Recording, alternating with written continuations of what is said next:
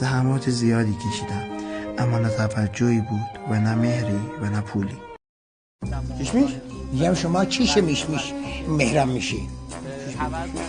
مهران مدیری کی می شماست؟ چی؟ همون قجب ببخش، من فکر کردم شبیه خونه تنهاه. ببخشید همون من فکر کردم شبیه تنهاه.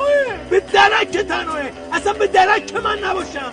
تو باید مثل از جفتک بندازی به این در پوست ترتو میکنم باز کاپشن درست میکنم میدم آقا سعید بپوشم. حواس رو جمع کن.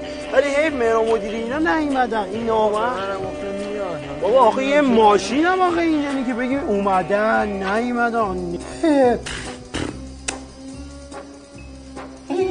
دقیقا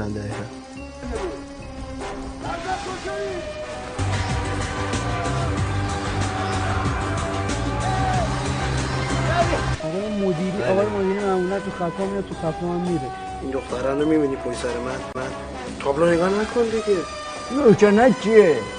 سریع باش. منطقه یکی؟ بله. منطقه یک اینجا. ما فکر کنید پاک دشت اینجا. بله؟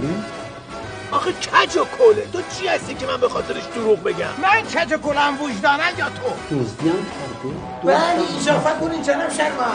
من کویدم خورم مگر برو آقا بفرمایید. پتک بده پوشو یه فکر کن درستش کن. برو بیرون مسخره. هر که ننش قرار میکنه میخواد بهت بازیگر شه. گلابی تو میخوای نبه منو ماشین کنی؟ پدر شما چیزی نداره دکتر چیزی خاموشش کنیم؟